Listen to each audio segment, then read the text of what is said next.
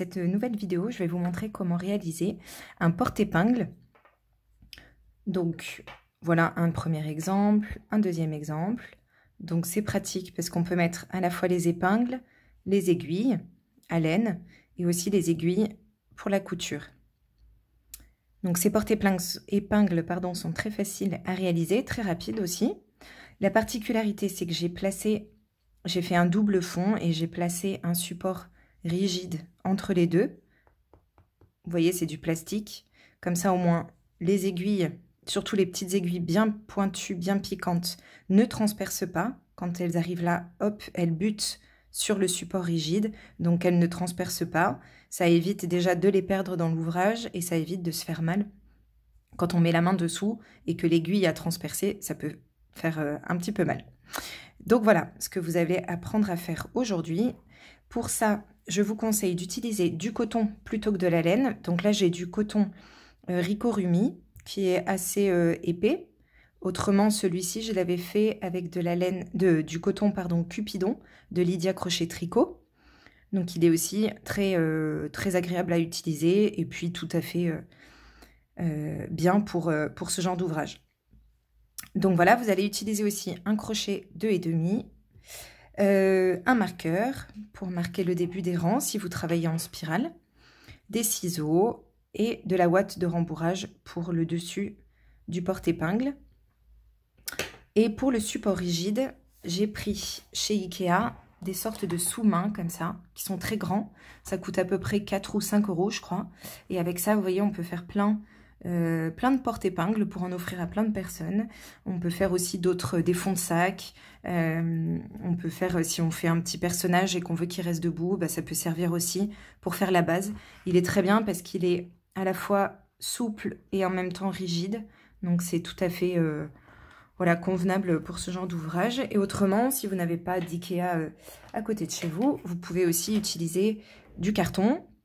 Mais bon, c'est pas forcément l'idéal, je pense. Et sinon, vous avez aussi des chemises en plastique, les chemises dans lesquelles on range les documents.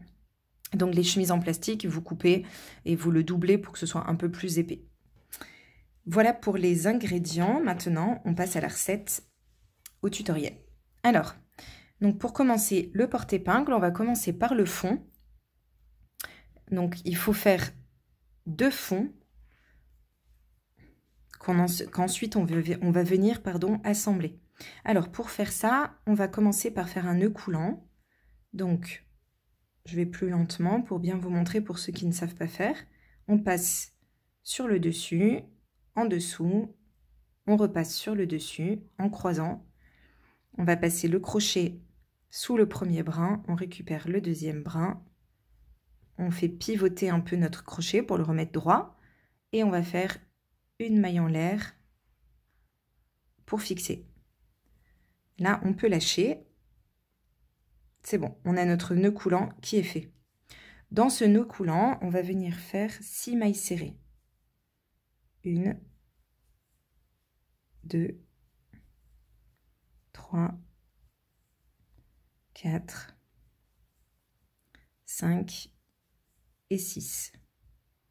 Quand on a nos 6 mailles serrées, on vient tirer le fil du nœud coulant pour que le trou se referme complètement. Et maintenant, on va venir travailler en spirale. Donc c'est là qu'il faut avoir le marque-maille. On va piquer sur la première maille qu'on avait fait, donc celle-là. On va en profiter pour cacher le fil, donc on le laisse bien derrière. On fait notre première maille serrée là-dedans, dans cette maille, pardon. Et on en fait une deuxième au même endroit. Donc la première des deux, on va venir la marquer. Et ensuite, dans chacune des mailles, on va faire à chaque fois une augmentation, donc 2 mailles serrées dans la même maille tout le long. Comme on avait 6 mailles à la base, on en aura 12 à la fin.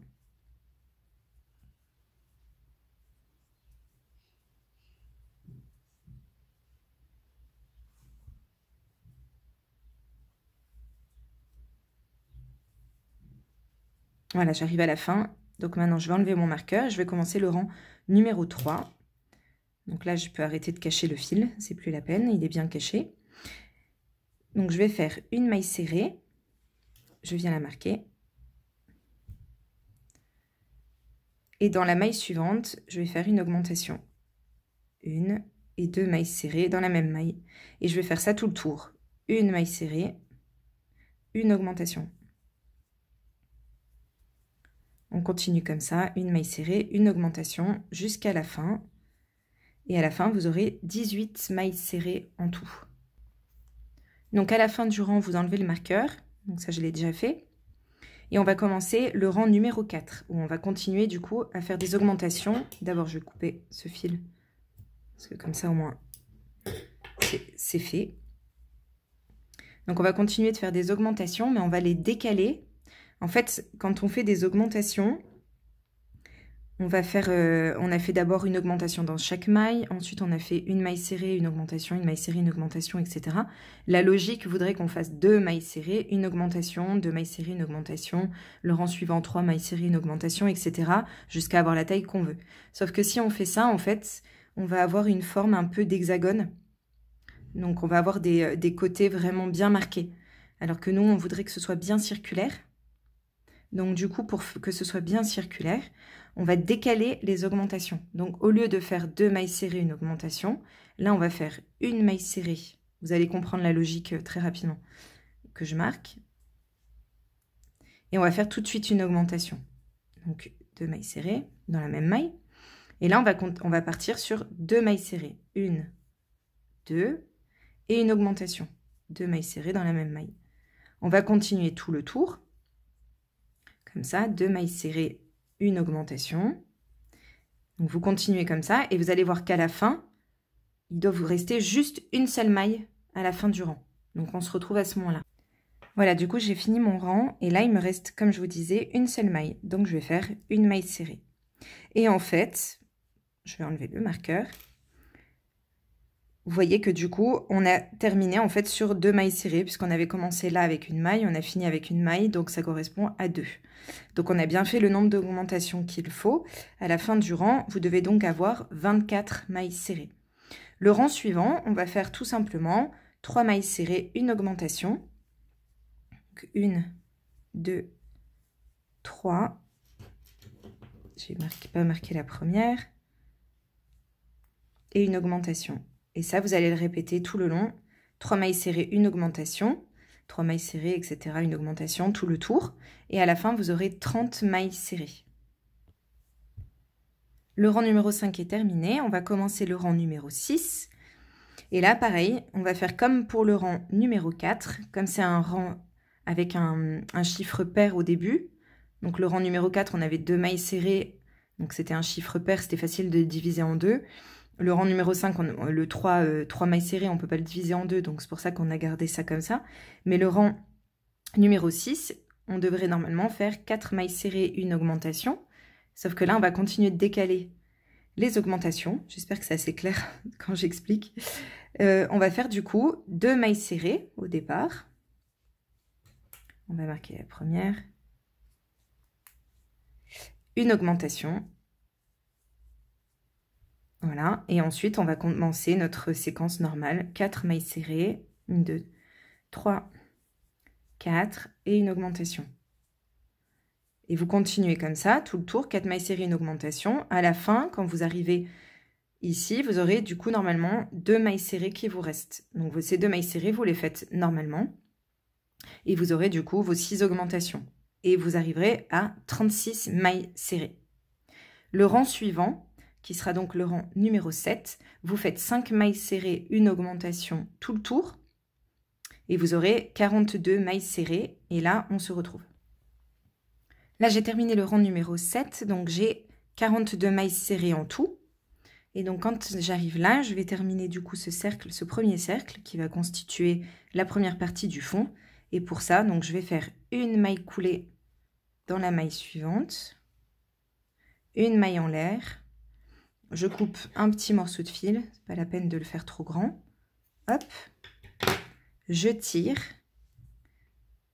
et j'ajuste, ça m'a fait un nœud. Donc là, c'est mon premier cercle du fond. Il faut faire exactement le même. Voilà, donc là, j'ai terminé mon deuxième cercle. Donc, j'ai mes 2 fonds. Donc là, par contre, je ne coupe pas le fil parce que ça va me permettre d'assembler les 2 fonds ensemble. Mais je mets ce deuxième fond de côté. Je vais récupérer donc le support dont je vous avais parlé. Hop. Alors, je vais essayer de le placer correctement sous la caméra. Et je vais le placer donc, je vais placer mon cercle sur ce support. Je vais prendre un stylo, parce qu'avec les crayons, ça ne fonctionne pas très bien. Alors, vous faites bien attention, par contre, de ne pas tâcher le fond. Donc, vous y allez doucement, et vous faites, du coup, le tour, grossièrement, hein, parce que de toute façon, ça va être sous le... Ça va être caché, hein, donc c'est pas obligé que ce soit vraiment un cercle parfait. Hop, voilà.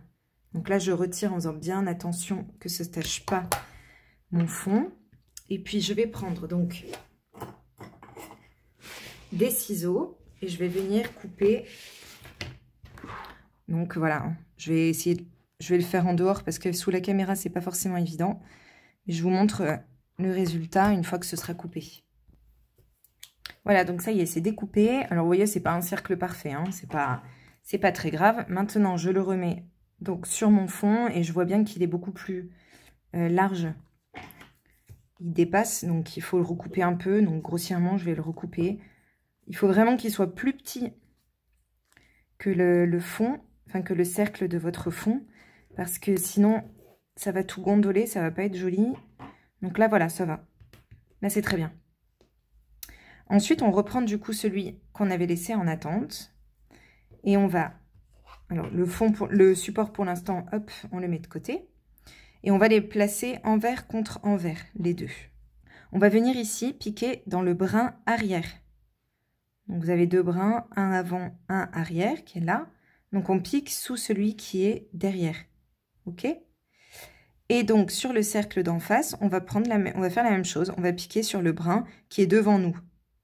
D'accord? Ça correspond au brin arrière, mais comme là, on est sur l'envers du travail, pour nous, c'est le brin qui est devant. Donc, on va faire une maille coulée là. Voilà, ça les a rassemblés. Et on va faire tout le tour comme ça. Donc, on pique sur le brin arrière là, sur le brin qui est devant ici. On ramène le fil et on fait une maille coulée. Pardon, et on fait une maille coulée. Je reprends parce que je ne sais pas si j'étais devant la caméra. Donc, on pique sous le brin qui est là, sous le brin juste en face. On récupère le fil. Et on fait une maille coulée. Et donc, vous allez faire ça tout le tour. Hop. Mais quand vous arrivez à peu près à la moitié, vous allez placer le fond. Donc, on se retrouve à ce moment-là. Vous rassemblez les deux et quand vous êtes à peu près à la moitié, on se retrouve. Là, j'ai assemblé à peu près la moitié. Donc, maintenant, je récupère mon petit support et je vais venir le glisser là, entre les 2 cercles. Donc, si ça dépasse quand vous le mettez comme ça, n'hésitez pas à le recouper. Sinon, je vous dis, ça va vraiment gondoler, donc ce serait vraiment dommage. Et là, je continue d'assembler, donc en prenant toujours un seul brin de chaque, le brin arrière là, le brin de l'autre côté là, et j'assemble. Hop là.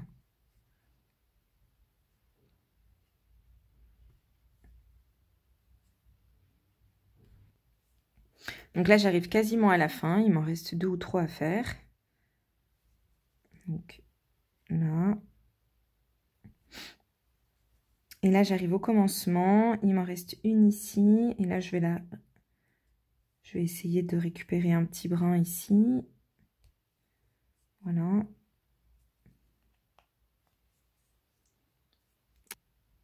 Voilà, et là, du coup, c'est bon. J'ai fait tout le tour. Donc maintenant, je vais couper un petit morceau de fil. Voilà. Je vais tirer directement. Hop, je récupère une aiguille à laine. Je vais passer mon fil dedans. Et là, je vais faire en sorte de passer là-dessous. On va terminer. Là, j'ai mon fil de départ, donc celui-là, il faudra que je le cache après. Et là, je vais récupérer un petit bout de fil qui est là. Hop. Et je vais faire un nœud.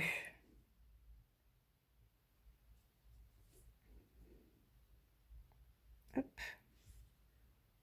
Et je viens cacher mon fil dans l'ouvrage. Hop, mon nœud s'est caché, donc ça c'est parfait. Et puis je viens, hop, faire quelques petits passages, voilà, pour que le fil ne ressorte pas après.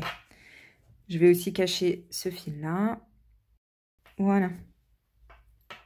Donc maintenant je réajuste tout, je coupe les fils qui dépassent.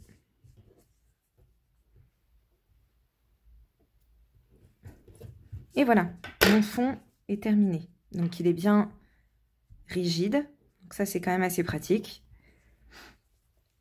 Et ensuite, quand je mettrai le dessus sur le fond, je choisirai la partie qui est la plus jolie et ce sera celle qui sera visible. Donc pour moi, c'est celle-ci qui est la mieux par rapport à celle-là, parce qu'ici, on voit un peu une démarcation. Donc ça, ce sera à l'intérieur et ça, ce sera à l'extérieur. Comme ça, rien ne se verra. Donc maintenant, on va faire la partie qui va venir sur le dessus. On va faire cette partie-là maintenant. Voilà. Alors, pour ça, vous pouvez, j'ai oublié de le dire au début, mais si vous voulez alterner un peu des couleurs, enfin prendre d'autres couleurs, évidemment, amusez-vous. Moi, je vais commencer toujours avec la même couleur, et après, je vais voir si je rajoute une couleur au fur et à mesure. Alors, on va commencer le dessus comme le dessous. Toujours pareil, avec un nœud coulant, pour faire un cercle magique. Et dans ce nœud coulant, on va faire donc 6 mailles serrées. 3, 4, 5, 6. On resserre et voilà. Et là, c'est parti. Donc, là, ça va être très simple. Vous allez faire exactement comme pour le fond. C'est-à-dire que vous allez aller jusqu'au rang numéro 7. Donc, avec 5 mailles serrées, une augmentation. Et là, on va se retrouver, vous ne coupez pas le fil évidemment, on va se retrouver à ce moment-là. Là, le rang 7 est terminé, donc j'ai bien mes 42 mailles serrées. Et là, on va faire un rang supplémentaire. Donc, on va continuer les augmentations. On va commencer par 3 mailles serrées. 1, 2, 3. Et là, on fait une augmentation. Ensuite, on va faire 6 mailles serrées. 1, 2, 3, 4, 5, 6 et une augmentation. On va répéter ça, 6 mailles serrées, une augmentation, 6 mailles serrées, une augmentation jusqu'à presque la fin. À la fin, il doit vous rester 3 mailles serrées. Vous faites ces 3 mailles serrées normalement. Et à la fin, du coup, vous devez avoir 48 mailles serrées. Et là, on se retrouve. Voilà, là, j'ai terminé du coup le rang. J'ai 48 mailles serrées en tout. Donc, on a terminé pour la partie du dessus. Donc maintenant, on va travailler normalement sans plus faire d'augmentation pour descendre en fait, pour faire la partie du devant. Donc là, vous pouvez du coup changer de couleur si vous souhaitez. Donc moi, c'est ce que je vais faire, je vais changer de couleur. Je vais prendre une couleur un peu plus claire. Donc voilà, un petit rose, un rose pâle. Alors, pour changer de couleur et que ça ne se voit pas trop, que ça ne fasse pas trop de démarcation, moi je vais faire une maille coulée dans la maille suivante. Donc je fais ma maille coulée, je vais couper mon fil, un petit bout, pas trop grand. Et là je vais faire une maille en l'air, une maille en l'air et tirer pour faire un nœud. Voilà, ce fil-là, je viendrai le cacher. Je vais récupérer du coup ma nouvelle couleur. Avec ce nouveau fil, je vais faire une maille, un nœud coulant pardon, sur le crochet. Donc pour ça, hop, je fais ma maille coulée, mon nœud coulant plutôt. Maintenant, je vais prendre donc mon cercle et je vais piquer n'importe où. Bon, je vais piquer ici. Et là, donc j'ai toujours mon nœud coulant sur le crochet. Hein. Je pique dans une des mailles, je ramène le fil. Là, j'ai du coup 2 boucles sur le crochet. Je fais un jeté et je passe à travers ces 2 boucles. Et là, en fait, je viens de créer une première maille serrée. Et maintenant, je fais une maille serrée dans la maille suivante. Quand j'arrive là où j'ai fait mon nœud à la fin, ma maille coulée et mon nœud à la fin du rang, je vais piquer ici, là où j'avais fait du coup la maille coulée, pas à côté, pas ici, hein, pas en dessous. Je vais piquer vraiment là. Je fais une maille serrée encore. Et maintenant, attention, il ne faut pas piquer ici, parce que sinon, en fait, vous allez créer une maille supplémentaire. Vous allez vraiment dans la maille serrée d'après. Et vous faites une maille serrée. Et là, en fait, on voit quasiment pas la jonction et le changement de couleur. Donc, vous allez faire tout le tour en maille serrée sans faire d'augmentation. Et à la fin, on se retrouve à la fin du rang. Donc, vous avez toujours 48 mailles serrées. Donc là, je voulais vous montrer, en fait, quand vous arrivez presque à la fin, enfin, il me reste une dizaine de mailles à faire. En fait, je récupère le fil que j'avais laissé au départ. Je vais venir le plaquer contre mon cercle, là. Il est là. Et je vais venir, en fait, en même temps, le cacher. Comme ça, à la fois, c'est fait. Et en plus, ça vient plaquer la maille serrée que j'avais fait au début. Donc, je finis mon rang comme ça, en cachant bien le fil derrière. Voilà. 48. Là, j'ai toujours le petit bout de fil là qui dépasse. Je viens bien tirer dessus pour bien mettre droite cette maille serrée. Vous voyez?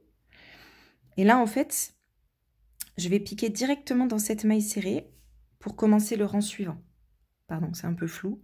Donc, vous avez vu, je viens piquer directement donc, dans cette maille serrée. Et je fais ma maille serrée du début du rang. Que je viens marquer. Voilà. Et donc là, en fait, ça va créer un léger décalage, mais franchement, ça se voit quasiment pas.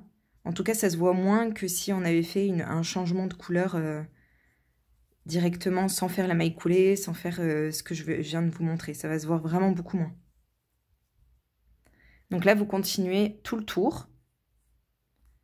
Voilà. Vous continuez toujours en maille normale, sans faire d'augmentation, etc., etc. Quand vous arrivez là, vous continuez normalement en spirale. Vous mettez votre marque-maille pour bien marquer le début du rang. Et vous allez faire donc en tout 8 rangs, ou en tout cas la hauteur que vous souhaitez par rapport à vos tailles d'épingles, vos tailles d'aiguilles, etc. Vous faites selon ce que vous souhaitez. Donc vous continuez comme ça, en maille serrée, pardon, normale, jusqu'à avoir le nombre de rangs que vous souhaitez. Voilà, là, pour la hauteur que vous souhaitez également. Donc une fois que vous avez la hauteur voulue, on se retrouve. Donc pour ceux que ça intéresse, je vous remontre le changement de couleur. Donc là, je me dis que je vais faire, je vais mettre un petit liseré comme ici là. Donc pour ça, je vais faire une maille coulée. Je suis arrivée à la fin de mon rang. Je vais faire une maille coulée dans la maille suivante. Une maille en l'air, je coupe un petit bout de fil, pas trop grand. Je tire, ça fait un nœud. Ensuite, je vais récupérer du coup cette couleur-là. Non, je vais mettre même une couleur contrastante. Je vais mettre un marron, marron clair.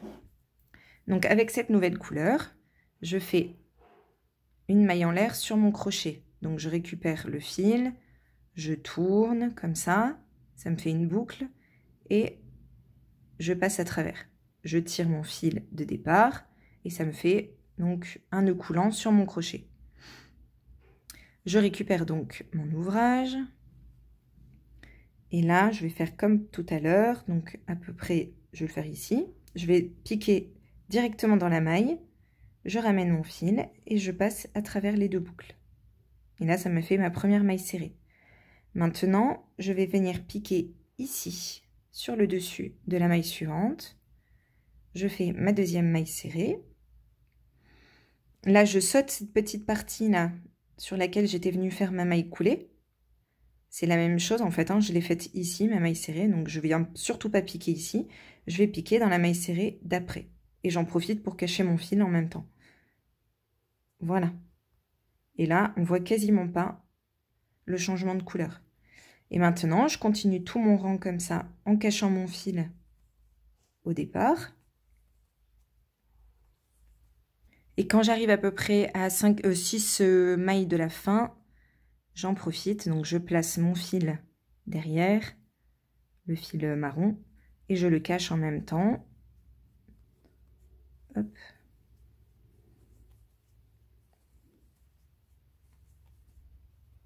Et je tire, hop là, je tire un peu dessus là, pour mettre la maille correctement. Donc là, comme en fait, je vais repartir sur la couleur rose pâle là, je vais juste faire une maille coulée ici, directement. Je coupe mon fil. Je fais une maille en l'air pour faire un nœud, hop, et je tire. Voilà. Donc maintenant, je récupère le rose pâle et je fais encore une fois le même procédé. Donc, un nœud coulant sur mon crochet. Je vais piquer toujours juste avant. Je fais ça parce que comme ça, au moins, les jonctions, elles sont toutes au même endroit. Voilà. Je fais donc ma première maille serrée. Hop. Je pique là, ma deuxième maille serrée. Je pique dans la maille suivante. Troisième maille serrée. Je cache mon fil en même temps. Et tout le tour, comme ça, en maille serrée normale. Quand j'arrive vers à peu près ici, je cache ce fil-là, je le tire en même temps et je continue de travailler en spirale jusqu'à avoir, par exemple, ici j'avais fait 3 rangs, donc je vais faire 3 rangs de ce côté-là. Non, pardon, je vais faire 2 rangs parce que je vais vous montrer le dernier rang, on va faire des diminutions. Voilà, j'ai terminé mon rang et donc maintenant, on avait ici, là, vous vous souvenez, on a terminé avec 48 mailles serrées. Donc, on a fait une augmentation de plus que pour le fond. Donc, maintenant, on va venir diminuer pour arriver au même nombre de mailles que pour le fond. Ce sera beaucoup plus simple ensuite pour les assembler. Donc, pour ça, j'enlève le marqueur. Et je vais commencer en faisant donc 6 mailles serrées. 1, 2, 3, 4, 5, 6 et une diminution. Alors, pour faire les diminutions, on va prendre le brin avant de la maille suivante, le brin avant de la maille juste après. On fait un jeté, on passe à travers, un deuxième jeté et on finit notre maille serrée. Donc là, on a fait une diminution. 1, 2, 3, 4, 5, 6, une autre diminution. Je prends le brin avant et le deuxième brin avant. Je fais un jeté, je passe à travers les deux. Un jeté, je passe à travers les deux dernières boucles. 1, 2, 3, 4, 5, 6. Une diminution. Et je continue jusqu'à la fin. Donc maintenant, on va rassembler ces deux parties ensemble. Puisqu'on a le même nombre de mailles, ça va être beaucoup plus facile. Donc, je vais récupérer mon fond. Et j'avais dit que cette partie-là, qui était un petit peu moins jolie, j'allais la mettre du coup vers l'intérieur. Comme ça, ça ne se verra pas. Alors, pour faire le fond, on va faire la même chose que ce qu'on avait fait du coup pour assembler les deux. On va récupérer ici le brin arrière de cette partie-là. Donc, je récupère le brin arrière. Je prends mon fond et je vais récupérer le petit brin qui est ici, qu'on avait laissé en fait en attente quand on avait assemblé les deux fonds. Donc je fais un jeté, je passe à travers ces deux parties-là. J'ajuste un peu parce que je l'ai un peu déformé. Et je vais faire une maille coulée. Donc pas de jeté, je fais une maille coulée. Je vais récupérer sur la maille suivante le brin arrière. Voilà. Et sur le fond, je récupère le brin ici. Je fais un jeté, je passe à travers ces deux parties et je fais une maille coulée. Je continue. Sur la maille d'après, je prends le brin arrière. Je récupère le petit brin qui a été laissé ici. Une maille coulée. Voilà. Et je continue tout le tour. Alors c'est un peu long. Voilà, il faut prendre son temps pour être sûr de bien récupérer les bons brins. Mais comme il y a le même nombre de mailles, déjà au moins, c'est plus facile. Voilà. Hop, au fur et à mesure, j'aplatis parce que comme ça, c'est plus facile. Donc là, je vais prendre celle-là, ici.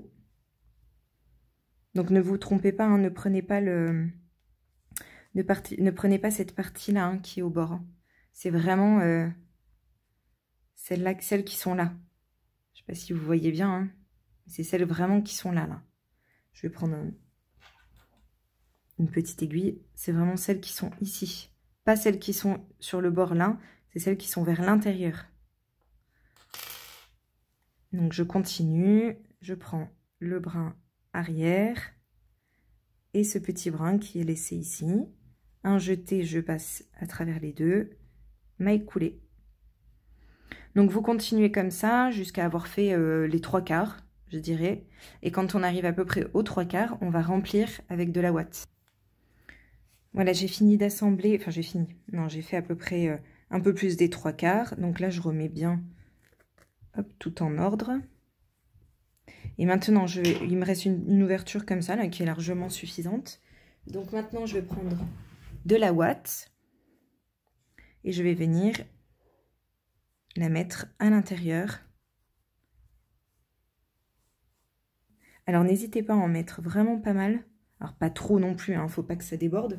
Mais mettez-en une bonne quantité pour que vraiment le porte-épingle soit bien moelleux et surtout, comment on appelle ça, qu'il soit bien épais. Voilà. Parce que s'il n'y a pas assez de ouate, il risque de se déformer à force. Donc il faut que vraiment il soit bien épais. Voilà, donc vous mettez votre ouate au fur et à mesure. Donc voilà, une fois que c'est bon. Voilà, là moi je pense que c'est pas mal, il est bien... voilà. Si à la fin je trouve qu'il manque un petit peu ici, ben, je vais en rajouter juste avant de fermer. Donc maintenant je récupère mon fil. Hop, et je termine de rassembler les deux. Donc je prends le brin arrière et le petit brin qui se trouve sur le fond. Et je fais ma maille coulée. Le brin arrière, le petit brin qui se trouve sur le fond, maille coulée. Hop, le brin arrière, le petit brin et maille coulée. Et vous terminez d'assembler de cette manière. Vous remettez de la ouate si c'est nécessaire.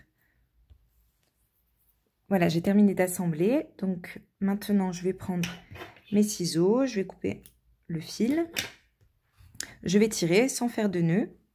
Voilà, pour essayer que ce soit le plus discret possible. Et maintenant, je vais prendre mon aiguille à laine. Hop, et je vais venir piquer. Alors attendez, pardon, je le mets à l'endroit. Donc je vais venir piquer juste à côté, là. Hop, je vais passer sous une première maille. Là, c'est juste pour le mettre bien en place. Voilà, je tire pas trop. Et donc maintenant, je vais essayer de faire un nœud discret, un peu reculé. Enfin, sur le dessous, là. J'essaie de choper, en fait, un des brins qui est un peu en dessous. Comme ça se verra vraiment pas. Hop. Je fais mon nœud. Hop. Je tire bien pour bien que ce soit ajusté. Et là, je vais venir cacher mon fil. Et donc, hop, je tire. Je remets bien tout en place. On ne voit pas mon nœud, donc c'est parfait. Et maintenant, je coupe mon fil. Et voilà. Le petit porte-épingle est terminé. Donc maintenant, hop, je vais m'amuser à placer mes petites aiguilles. Alors, j'ai une grande aiguille comme ça. Mes épingles. Voilà, vous voyez? Et maintenant, si là, j'appuie, ça ne transperce pas. c'est pas possible parce qu'il y a le support. Donc ça, c'est quand même bien pratique. Et en plus, voilà, je sais pas si vous voyez bien, mais il tient vraiment bien sur la table. Donc ça, c'est aussi assez pratique. En plus de ça, c'est joli, c'est rapide à faire. Vous voyez, on n'a pas mis beaucoup de temps pour le faire. Donc c'est une bonne idée de cadeau pour quelqu'un que vous connaissez qui coud, qui tricote, qui crochette. Enfin voilà, puis en plus ça permet de finir aussi ses pelotes de coton. Donc voilà, c'est plutôt une bonne idée de cadeau, je trouve. Il vous suffit juste finalement d'acheter les épingles qui vont dessus. Et puis tout le reste, vous pouvez le faire vous-même. Donc voilà, j'espère qu'en tout cas ce tutoriel vous aura plu, que ce sera voilà, pratique pour vous de réaliser ce petit porte-épingle. Si vous avez aimé ce tutoriel, n'hésitez pas à me le dire en commentaire. Et puis moi je vous dis à bientôt.